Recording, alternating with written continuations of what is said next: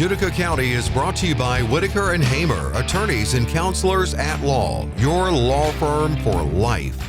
Welcome back into Judica County Radio. Your hosts are Josh Whitaker and Joe Hamer, managing partners, Whitaker and Hamer Law Firm, offices conveniently located in Raleigh, Garner, Clayton, Goldsboro, Fuquay, Varina, Gastonia, and in Morehead City. They're practicing attorneys here in North Carolina. Legal situation you're facing, questions you might have, we've got a number for you. You can call Whitaker and Hamer at 800-659-1186 and get answers to those questions. Again, 800-659-1186. Leave your contact information, briefly what the call's about, and an attorney with Whitaker and Hamer will be in touch. You can email your questions to the show as well, info@judicacounty.com. Josh, take it away. All right. So this is going to be a show with listener questions all about estate planning, all about wills, and we'll use these questions to kind of talk about the couple of things that I want to make sure we talk about. We always try to do this show to get information out to folks who maybe don't deal with wills and estate planning every day like we do. And so, like Joe and I have always said, we see the ugly part where people haven't done what they need to do, and we see the fallout and the fighting and the lawsuits that come from that. And we see how easy everything can go if you've got everything planned and everything set up. And man, you can make it easy. That's right. You can make it so easy, or you can be lazy and you can make it very hard. There's a lot of people you run into who have that, my family or whoever, my heirs, they can deal with it after I'm dead. I'll be gone. I won't worry about it. But some would argue they have a point, but that's not how we should live, man. We should care about our loved ones even when we're dead. So, we sit down with just a ton of people every month. We're getting close to the end of the year. And this is, once you get towards Christmas, once you get to New Year's, a lot of people are going to, I don't know why. I don't know if it's because people are off of work or spending time with family or traveling. A lot of times when the whole family travels on a plane or something like that, these are all triggers that get people thinking about their estate plan. So either doing it for the first time or updating, doing the maintenance. Me and Joe always talk about maintaining, right? You got to do that with estate planning, your life insurance in general. You need to do that maintenance every year, look at it. And we're not all perfect at doing it, but it needs to be done. It's mandatory. I require it of everyone listening, actually. So I'm gonna kick off our talk here with a question. This is a listener question, and I boiled it down to I always kind of boil these down to a good length so we can talk about it. But this is the question: will my assets go to the state if I die without a will? So I don't have a will, I die. This person's question is, and I hear this a lot, and it's not a super, that's not really what we're worried about all the time if you don't have a will. But Joe, what would you do with that question? Yeah. So, I mean, it depends, right? Like there are scenarios where, you have no heirs at law. When we talk about the state being involved and we talk about, the laws of the state and the intestacy statute that's going to come into play, what we're talking about is if you die without a will, the law is going to dictate what happens to your estate. So, the law is going to determine who your heirs are. The law is going to determine how things pass between those heirs and between generations. And so as long as you have heirs that the law recognizes, everything you have is not just going to go to the state. But in a scenario where there is nobody and there is no one that can take, then in theory there is a situation where some of your funds can escheat to the state.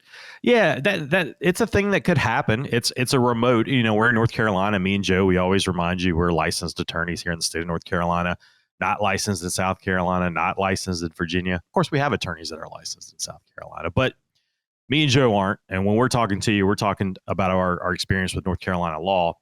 And there are some situations where if you die without a will, your assets could end up escheating. That's what we call escheating to the state.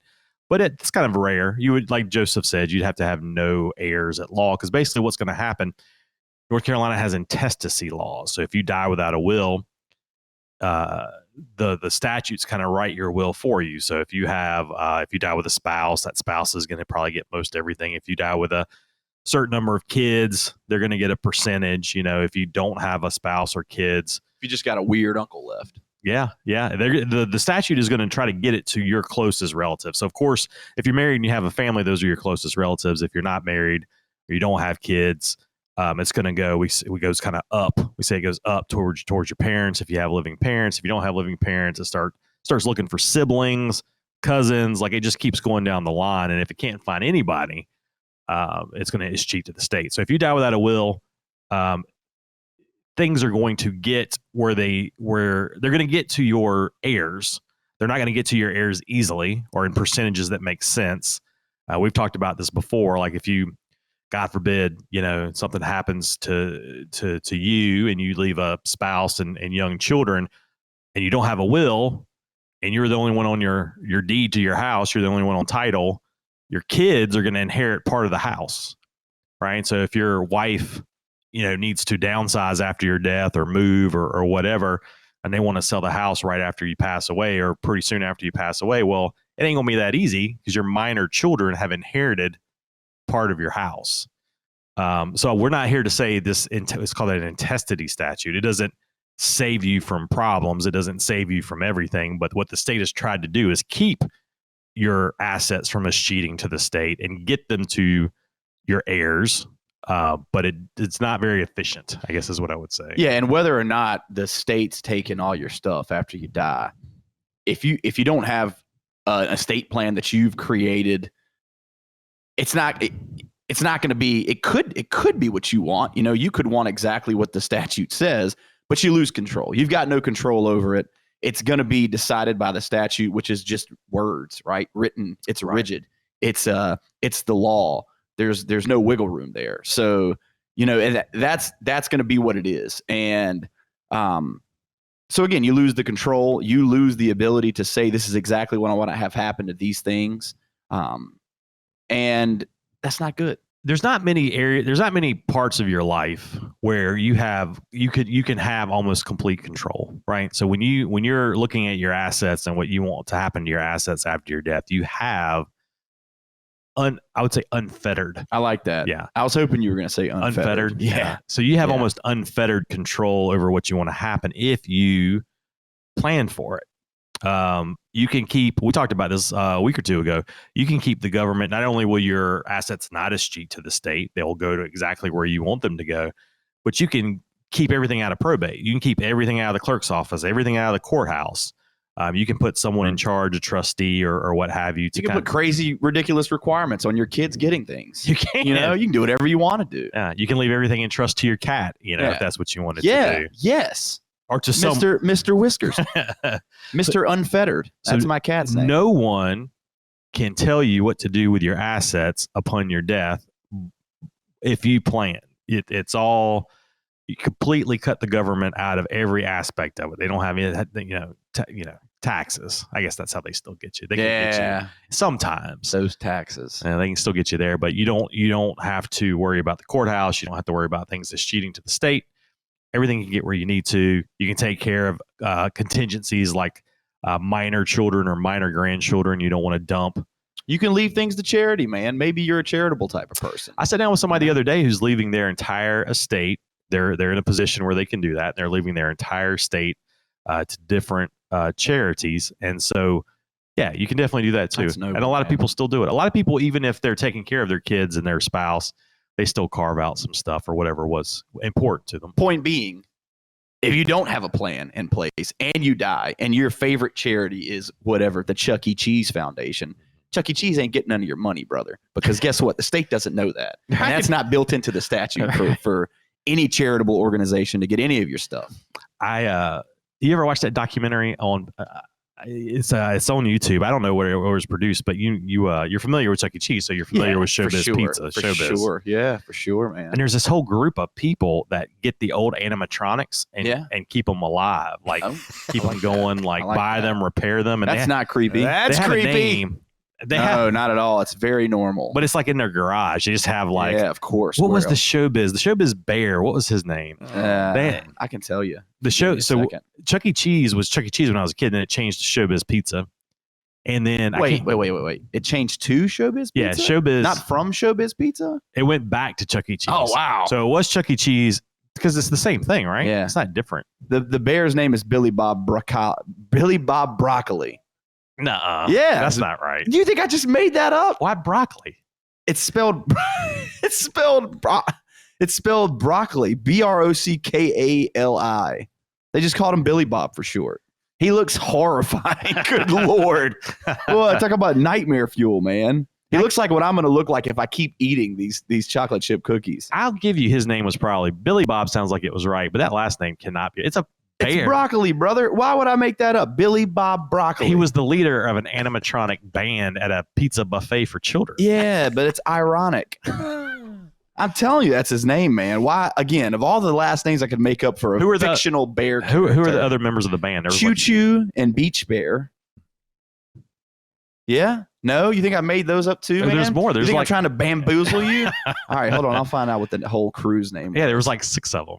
Showbiz Pizza Band. All right. It sounds awesome. Anyways, there's a whole group of people that keep those alive, and then the kids are all about the Five Nights at Freddy's. What is that? Yep, Five Nights at Freddy's. Yeah, the kids are all about that. I haven't watched that movie. It's yet. like it's a game. It, to my knowledge, it originated as a game, and it was like a cheap game where you're looking at cameras essentially in like a Chuck E. Cheese-esque place, and the animatronics are coming to life, and you're trying to like keep track of where they are, and they jump scare you. That was it. It started out like that. It's gotten a lot more sophisticated. They developed like all this lore behind it. There's like a movie now.